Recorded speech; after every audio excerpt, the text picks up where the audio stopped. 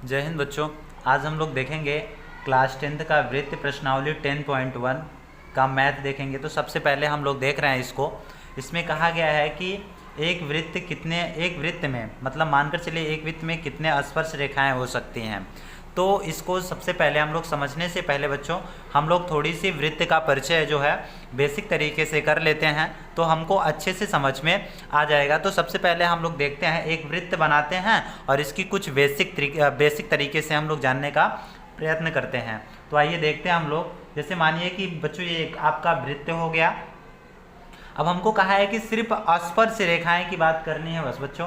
स्पर्श रेखाएं देखिए, जैसे मानकर चलिए हम लोग स्पर्श रेखाएं को 3 मॉडल से खींच सकते हैं। कितने मॉडल से? 3 मॉडल से खींच सकते हैं। तो देखिए मानकर चलिए आपका एक वृत्त हो गया और एक स्पर्श रेखा ऐसे होगी जो दूर से चली जाएगी। माना कि इसका नाम हम लोग कुछ भी दे सकते हैं, जैसे इसका एक्स, इसका मानकर चलो कि पी दे दें और इसका दे दें हम लोग क्यू दे देते हैं।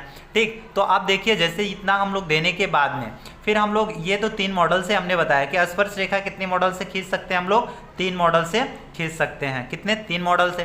तो ये पहला मॉडल हो गया बच्चों। तो देखो अब दूसरा मॉडल क्या होता है बच्चों, देख लो। दूसरा मॉडल अब देखो ये रेखा हो गई, ये आपका दूसरा मॉडल हो गया। बात समझ रहे हैं कि नहीं? ये कौन सा मॉडल हो गया? दूसरा मॉडल हो गया। जैसे अब इसको हम लोग नाम भी दे सकते हैं, ये पी हो जाएगा और ये हम लोग मान सकते हैं क्यू हो जाएगा। बात समझ रहे हैं कि नहीं? ये P और ये क्यों मानकर चलिए यहाँ पर इस रेखा को छू रहा है तो इसको A बोलेंगे और यहाँ पर छू रहा है तो इसको B बोले, मतलब इसको A बोलेंगे तो सॉरी इसको हम लोग बोल देंगे B। ठीक है बच्चों, यहाँ तक आपको अच्छे से समझ में आ गया होगा। मतलब कि एक मॉडल, 2 मॉडल। अब एक मॉडल हम लोग और देखते हैं इसमें। तो देखिए एक मॉडल ये हो गया। अब देखिए कोई रेखा होगी सिर्फ इसको ऐसे स्पर्श करती हुई जाएगी। कैसे?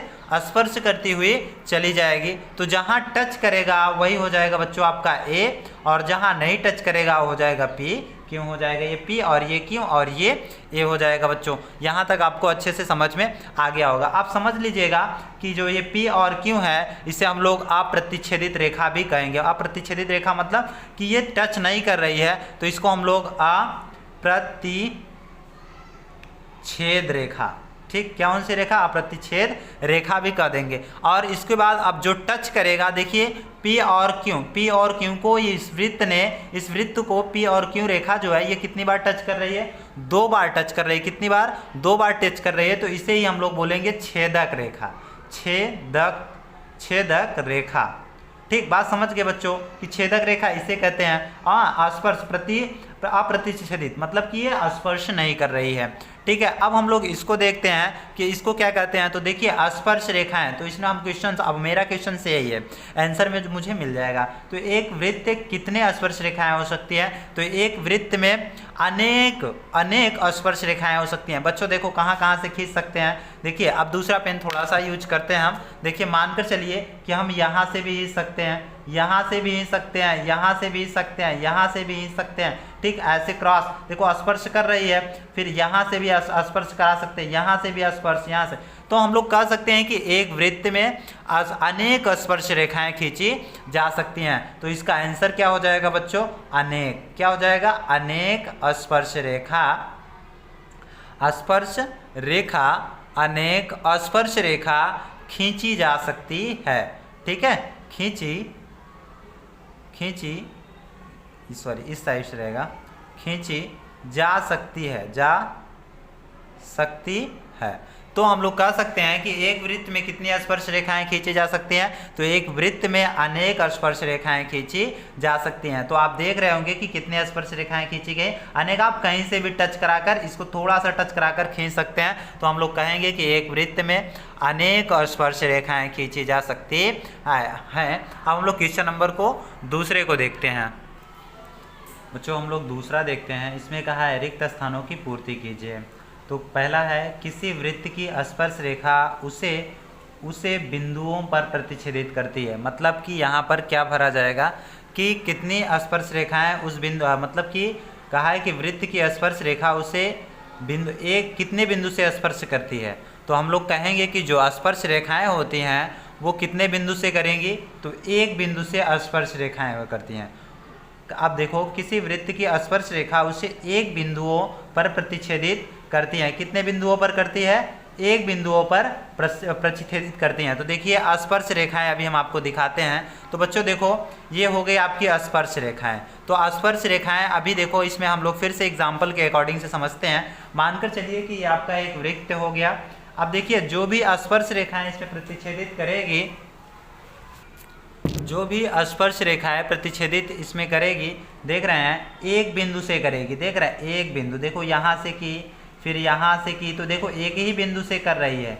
देख रहे हैं ना, एक ही जगह टच कर रही है। तो एक ही जगह को हम लोग स्पर्श रेखाएं कितनी बार उसे कितने एक बिंदु पर कहेंगे। तो कह दें किसी वृत्त की स्पर्श रेखाएं उसे क्या कहते हैं, तो एक बिंदु पर प्रतिच्छेदित करती हैं। कहाँ भी कितने बिंदु पर प्रतिच्छेदित करेंगे, ओनली एक बिंदु पर प्रतिच्छेदित करेंगे। तो अब हम लोग देखते हैं क्वेश्चन नंबर दूसरे को।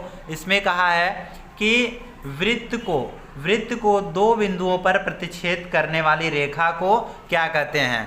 दो बिंदुओं पर प्रतिच्छेद करने वाली रेखा को हम लोग क्या कहते हैं। तो जब दो बिंदुओं पर प्रतिच्छेद करे तो उसे क्या कहते हैं। तो बच्चों हम लोग एग्जाम्पल के अकॉर्डिंग से समझते हैं। देखिए ये एक हो गया आपका वृत्त, और वृत्त को अब कहा है कि दो बिंदुओं पर प्रतिच्छेदित करती हैं। तो जैसे मानकर चलिए कि देखिए यहाँ है, यहाँ से यहाँ, तो एक बिंदु और दो बिंदु, एक बिंदु और दो बिंदु पर जब प्रतिच्छेदित कोई रेखा कहती है तो उसे ही कहते हैं हम लोग जीवा। क्या कहते हैं हम लोग इसको, जीवा कहते हैं। क्या कहते हैं भैया, जीवा। आपको इतनी बात समझ में आई कि यदि वृत्त की दो बराबर भागों में या तो दो बार स्पर्श करने वाली रेखा को हम लोग जीवा कहेंगे। तो यहाँ पर हम लोग वृत्त की दो बिंदुओं पर प्रतिच्छेद करने वाली रेखा को हम लोग क्या कहेंगे, जीवा। क्या कहेंगे भैया, जीवा कहेंगे। अब जीवा को हम लोग कहीं भी करोगे दो बार, देखो यहाँ से करोगे तो भी दो बार काट रही है, यहाँ से करोगे तो दो बार भी काट रही है। ठीक है, अभी मैंने आपको दिखाया कि देखिए यहाँ पर भी दो बिंदुओं को दो बार, देखिए ये काट रही है कि नहीं काट रही है। तो इसे ही हम लोग कहेंगे भाई। अब देखिए ठीक है, तो देख रहे हैं, इसको देख रहे हैं कि इसी को हम लोग कहेंगे जीवा। अब बात समझ में आ गई कि नहीं। और जीवा की आधी ही त्रिज्या होती है। ठीक है, जीवा की आधी ही क्या हो जाती है, आपकी त्रिज्या हो जाती है। बच्चों हम लोग तीसरा देखते हैं। कहा है कि एक वृत्त की समांतर स्पर्श रेखाएं हो सकती हैं। तो कितनी समांतर स्पर्श रेखाएं हो सकती हैं, तो हम लोग इसको वैश्विक तरीके से थोड़ा सा देखते हैं। एक वृत्त बनाए बच्चों इसमें। अब देखिए कितनी स्पर्श रेखाएं हो सकती हैं, मतलब समांतर हो, जितनी समान इधर मानकर चलिए। देखिए यहाँ पे एक समांतर हो सकती है, ठीक बच्चों, फिर यहाँ पर भी हम लोग समांतर। अब देखिए यहाँ से जितनी इसकी लंबाई होगी उतनी यहाँ पर भी छू रही है। अब देखिए कितनी स्पर्श रेखाएं हो सकती हैं, मात्र दो स्पर्श रेखाएं हो सकती हैं। कितनी, समांतर समांतर स्पर्श रेखाएं तो बहुत, पर समांतर की मैंने बात किया है। तो समांतर कितनी हो सकती हैं बच्चों, दो हो सकती हैं। जैसे मानकर चलिए एग्जांपल में अभी हम आपको बताते हैं।